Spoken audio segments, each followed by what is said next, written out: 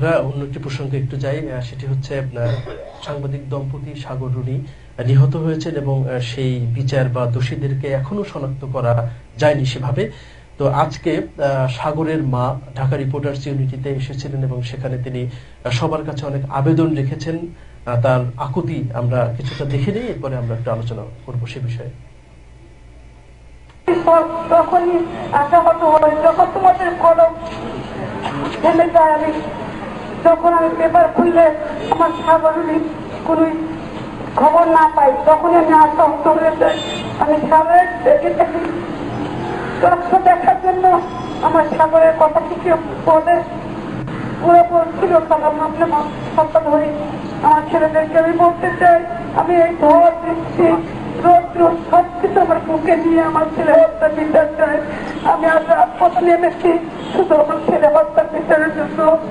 আমার একমাত্র অবলম্বন আমার সাগর, আমার বাবা নেই, শুধু আমার সাগরের জন্য আমি বেঁচে ছিলাম, এখন বেঁচে আছি শুধু তোমাদের জন্য। তোমরাই চালিয়ে যাও আমার সাগরুনি হত্যার জন্য, আমার মেয়ের জন্য তোমরা চালিয়ে যাও মা বাবার হত্যাকারীদের শনাক্ত করার জন্য। স্বরাষ্ট্রমন্ত্রীকে বলতে চাই আমি একটা কথা, উনি 48 ঘন্টা কত বাড়াবেন আর কতদিন লাগবে ওনার 48 ঘন্টা হতে? আমি এটুকু জানতে চাই ওনার কাছে। যদি না পারে তাহলে বলুন যে আমরা পারছি না, তবু আমি মেনে নেব যে আমার ছেলে হত্যার বিষয়ে আমি পাইনি। আমি কি জবাব দেবো আমার মেঘের কাছে? আমি কি জবাব দেবো? আমি গণতন্ত্রের দেশে বাস করি, আমি গণতন্ত্রের জন্য আমি কি বিচার পেতে পারি না? আমার আজকে হওয়ার কোনো আমি সাগরের মা, আমার একমাত্র অবলম্বন আমার ছেলেকে হারিয়ে আমি কি অবস্থা আছি, আমি তার জন্য আমি কাউকে ঠিক করবো না। আমি শুধু চাই উনিকে দেখতে এবং চাই আমার সন্তান কি অন্যায় করেছিল। আমি জানি আসলে সন্তান আপনাদের খনি শনাক্ত হয়ে গেছে, এখন কার বাহানা করছেন আপনারা। আমি অনুরোধ করবো অন্তত পক্ষে মায়ের আঘাত, সে মায়ের যে যাদের তার সন্তান চলে গেছে আর যদি হয় একমাত্র সন্তান, এই মায়ের বুঝতে পারে তার কি আমার অবলম্বনের আর কিছু নেই। আমি এক মাথা পিতা ঠাইটুকু আমার নেই, তবু আমি আমার মেঘের চিন্তা করি, আমার মেঘের আমি নিরাপত্তা চাই। আমি প্রধানমন্ত্রীর কাছে বারবার আবেদন করছি, আমি স্বরাষ্ট্রমন্ত্রীর কাছে বারবার আবেদন করছি এবং তথ্যমন্ত্রী আপনার হসপিটালের কাছে বলেছি আমি জব করতে, যে আমার মেঘের জন্য আপনারা কিছু করেন। আমার মেঘ আর কতদিন দেখে দেখে বেড়াবে। একটু আপনার কাছে আসতে চাই। আসলে সাগরের মা আরো অনেক কথা বলেছেন, আমরা সংক্ষিপ্ততার কারণে সব কথা দেখাতে পারিনি। তো একজন মায়ের আকুতি, আপনি তো একজন মা, তার স্বামীও নেই এবং সাগরই ছিল তার একমাত্র অবলম্বন, যেমনটি তিনি বলেছেন। তো এই অবস্থায় বিচার চাচ্ছেন একজন মা, কান্নাকাটি করছেন, বিষয়টাকে কিভাবে দেখেন আপনি? অনেকদিন পেরিয়ে গেল। আসলে আমি বাকরুদ্ধ হয়ে গিয়েছি দেখতে গিয়ে। সারাদিন আমি খবর দেখার সুযোগ পাইনি ব্যস্ততায়। এটার কোনো আনসার হয় না এক কথায়, কারণ আমি আপনি যেটা বলেছেন, আমি একজন সন্তানের মা। আর মা সন্তানের মা হতে হয় না, আমি তো কোনো না কোনো মায়ের গর্ভেই আমার জন্ম হয়েছে। আমার যদি সন্তান নাও হতো তবুও যে এই ফিলিংসটা আসলে শেয়ার করার মতো না। এটা শুধু দেখে গেলাম সব হয়ে গেল তা না। এখানে আমি আবারও বলছি যে স্বরাষ্ট্রমন্ত্রী প্রথমে যিনি ছিলেন সাহারা খাতুন, উনি 48 ঘন্টা সময় চেয়েছিলেন, উনার 8-9 মাসে 48 ঘন্টা শেষ হয় নাই। পরবর্তী স্বরাষ্ট্রমন্ত্রী এসে আরো ফান করলেন, আরো ফানি গেম খেললেন, কারণ উনি কাকে কাকে ধরে এনে, যে সাগরের মা, আমি শ্রদ্ধার সাথে ওনাকে বলছি যে খালাম্মা যে কথাটা বললেন যে 24 ঘন্টায় 48 ঘন্টায় শনাক্ত হয়েছে, কিন্তু তারা বলে নাই। এবং যারা শনাক্ত হয়েছে আমরাও অনুমান করতে পারি তাদের যে দম্ভিকতা আমরা কিছুদিন আগে প্রেস ক্লাবে দেখেছি। এবং এখানে আমি আরেকবার বলছি সাংবাদিকদের কাছে, আমরা যারা রাজনীতিবিদ আমরাও যেমন আমাদের মধ্যে সিমিলার খুব কম রাখতে পারি, একজন আরেকজনের নামে গিবত করতে করতে আজকে দেশের 12টা বেজে গিয়েছে, ঠিক সাংবাদিকরাও এই জায়গায় আমাদের মতোই।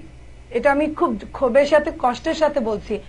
সাংবাদিকরা এই একটা ব্যাপারে আপনারা কিন্তু একাত্ম হতে পারেন নাই, আপনাদের মধ্যেও কিন্তু দুইটা গ্রুপ কাজ করছে। যদি প্রত্যেকটা সাংবাদিক এক হয়ে যে আমরা আজকের দিনটা সমস্ত টেলিভিশন বন্ধ রাখবো, সমস্ত নিউজগুলো বন্ধ রাখবো, কেন যে চলে যাবার সে চলে গিয়েছে, অনেক কষ্ট নিয়ে চলে গিয়েছে, এই দেশের জন্য যুদ্ধ করতে চলে গিয়েছে। এবং আরো দুঃখজনক একটা জিনিস, আমি একজন নারী এবং এই বয়সের, রুনির চেয়ে খুব বেশি বয়স, আমার খুব বেশি ডিফারেন্স হবে না হয়তো বা, সেইখানে এই বয়সের একটা মেয়ে মারা গেলে এই জাতি যে কোন দিকে গড়ায়, এই কেসগুলো মামলাগুলো কোন দিকে কথা বলে, তখন আরো খারাপ লাগে। আমরা যতটা জানি 350 জন এমপির একজন এমপি, আমি যতটুকু জানি এই দেশকে, এই দেশের ষড়যন্ত্রকে কোনো একটা জায়গায়, খুব ইম্পর্টেন্ট জায়গায় আঘাত করতে গিয়ে কিন্তু আজকে সাগররুনি আমাদের মাঝ থেকে চলে যেতে হয়েছে।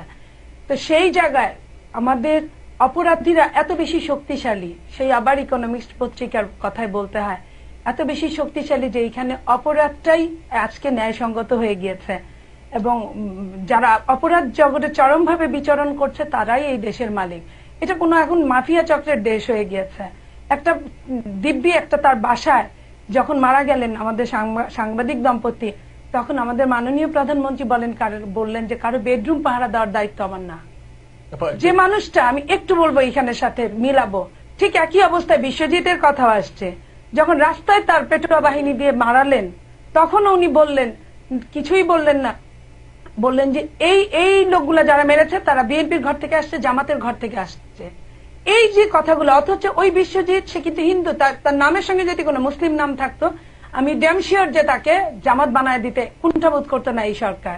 এবং এই বিশ্বজিৎ সেই বিশ্বজিৎ যে বিশ্বজিতের পরিবার আজীবন ফরিদপুর বাড়ি, তাদের আজীবন নৌকায় ভোট দিয়েছে, একটা আজীবন ভোট দেওয়ার মিনিমাম তার সম্মানটুকু পায় নাই। তো সেই জায়গায় এই সরকারের কাছ থেকে এখন আর কিছুই আশা করার নাই। এখন শুধু সরকারের পতনের সময়, যেটা গতকালকে দেশের নেত্রী বেগম খালেদা জিয়া বলেছেন, তার সুরে সুর মিলিয়ে আমিও বলতে চাই, এখন আর পিছনে ফেরার কোনো আয় নাই সামনে। এবং এই সাথে আমি এইটুকু বলতে চাই, এর আগে শুনিনি সেনাবাহিনী নিয়ে যে কথাগুলো হয়েছে, আমাদের সেলিম ভাই বললেন সেনাবাহিনী নিয়ে, আমি একটা কথা বলতে চাই, ওরা আমাদেরই সন্তান, আমাদেরই বাবা চাচা কেউ না কেউ। এবং সেনাবাহিনী, শহীদ প্রেসিডেন্ট জিয়া রহমান সেনাবাহিনীর চিফ ছিলেন, কিন্তু শহীদ প্রেসিডেন্ট জিয়া রহমানের ছেলে কিন্তু সেনাবাহিনীর কেউ না। এই জায়গাটায় আমি কথাটা বলছি এই কারণে যে অনেকেই বলেন যে সেনাবাহিনী পরিবার এটা করেছে, এই পরিবার কিন্তু ওরা কিন্তু আমাদেরই লোক, এবং আমরা কিন্তু জেনে শুনি ওদেরকে দেশপ্রেমের জন্য কিন্তু এই চাকরিটা নিয়েছে। আপনি জেনে থাকবেন ম্যাক্সিমাম অফিসার গুলো কিন্তু ক্যাডেট থেকেই পাশ করা, তারপরে কিন্তু আমরা তাদেরকে অর্ধশিক্ষিত বলি। আমরা ঢাকা বিশ্ববিদ্যালয় বা অন্য কোনো বিশ্ববিদ্যালয়, পাবলিক বা প্রাইভেট বিশ্ববিদ্যালয়ে যারা পড়েছে তারা পড়েছে, কিন্তু ওরা কিন্তু সবচেয়ে মেট্রিক এবং ইন্টারে কিন্তু ভালো রেজাল্ট করা। সেইখানে আমরা বলি কি, ওরা কিন্তু দেশপ্রেমে উদ্বুদ্ধ হয়ে ওই জায়গাটায় ওরা গিয়েছে, কাজ করছে। এখন যদি দেশের অবস্থা চরম পর্যায়ে যায়, ওরা তো বসে বসে তামসা দেখবে না। যেমন আপনি দেখেন যে গণহত্যা যখন এই কয়েকদিন আগে হলো, এই জেনোসিডের মধ্যে আপনি দেখেন যে বগুড়া একটা দায়িত্ব দেওয়া হয়েছিল সেনাবাহিনীকে, এবং সেটা নিয়েও অনেক রকম কথা ছিল।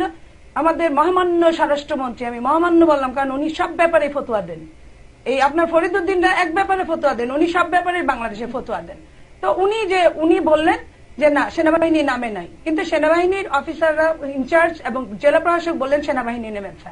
বাট যেটাই হোক, নেমেছিলেন, ওইখানে কিন্তু অনেকগুলো মার্ডার হয়েছে, আমাদের ভাই বোনদেরকে মারা হয়েছে, যে দলেরই হোক ছাত্রলীগ হোক, ছাত্র দল হোক, জামাতে, ছাত্র শিবির, আমাদেরই সন্তান তারা, এই দেশেরই সন্তান, বেঁচে থাকার অধিকার ওদের প্রত্যেকেরই ছিল। যখন এইভাবে মারা হচ্ছিল, তখন কিন্তু ওই আর্মিরা নামার পরে কিন্তু ওই টাইমটুকের মধ্যে সব কিন্তু পরবর্তী ওই দিনের বাকি অংশটুকের মধ্যে কিন্তু আমরা আর কোনো মার্ডার হতে দেখি নাই। সো এই জায়গাটায় আমি একটু বলছি যে এই জায়গাটায় আমরা তাদেরকে বিতর্কিত করছি। হ্যাঁ, তারাও যখন আসে, তারা যে সবসময় ভালো কাজ করলে ভালো ফলাফল সবসময় পাওয়া যায়, তারাও হয়তো একটা সময় লোভে পড়ে, কিন্তু জাতির এই অন্ধকার যুগে আমিও মনে করি যে তাদেরকে চুপ থাকলে চলবে না। আপনি জানেন কিনা জানি না, বাংলাদেশের এখন অনেক লোকই অনেক কিছু বুঝছে এই মিডিয়ার কারণে, আপনার সোশ্যাল মিডিয়ার কারণে। আজকে কিন্তু সেনাবাহিনীর ভেতরে লিফলেট পর্যন্ত বিতরণ হচ্ছে। শুনেছি এই বাংলাদেশের বর্তমান সেনাবাহিনীর প্রধান নাকি খুবই অনেস্ট এবং খুবই নাকি শক্তিশালী। তাকেও হেয় করার জন্য, ছোট করার জন্য রাজনীতি কোন পর্যায়ে গিয়েছে। সো এই রাজনীতি থেকে আমরা বের হয়ে আসতে চাই। আমরা একটা মুক্ত বাংলাদেশ চাই, স্বাধীন বাংলাদেশ চাই। আজকে আগামীকাল সকালে 26শে মার্চ, এটা যখন রিপিট হবে তখন 26শে মার্চ পড়বে।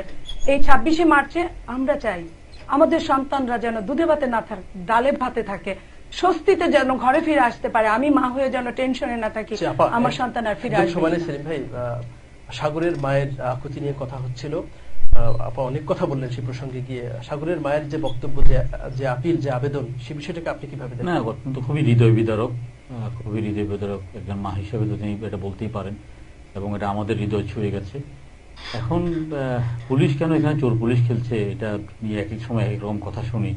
আমাদের চৌকস পুলিশ বাহিনী একটা মানে রাজনৈতিক দলের আপনার দরজা ভেঙে চাকরি পর্যায়ে নেতাদেরকে গ্রেপ্তার করতে যতটা আপনার পারদর্শী, আপনার ডান্ডা বেরি পড়াতে যতটা পারদর্শী, তারা ঠিক এই জায়গায় আপনার এই যে চিহ্নিত খুনিদেরকে ধরতে তারা যে এতটাই ব্যর্থ, এটা আমি মনে করি না। এখানে কোনো একটা মানে ভয়ঙ্কর কোনো একটা ষড়যন্ত্র আছে, এবং সাগর এবং রুনি দেশের কোনো একটা ষড়যন্ত্রের আপনার মূল উৎপাদন করতে গিয়েই তারা নিহত হয়েছেন। এবং সে কারণেই কিন্তু আজকে স্বরাষ্ট্রমন্ত্রী এক সময় এক কথা বলেন, আজকে স্বরাষ্ট্রমন্ত্রী আমার মনে হয় যদি মানে সিদ্ধান্তটা এখানে রাজনৈতিক সিদ্ধান্ত, এবং যে কারণে আজকে পুলিশরা কিন্তু এগিয়ে যেতে পারছে না এবং অপরাধী ধরা পড়ছে না।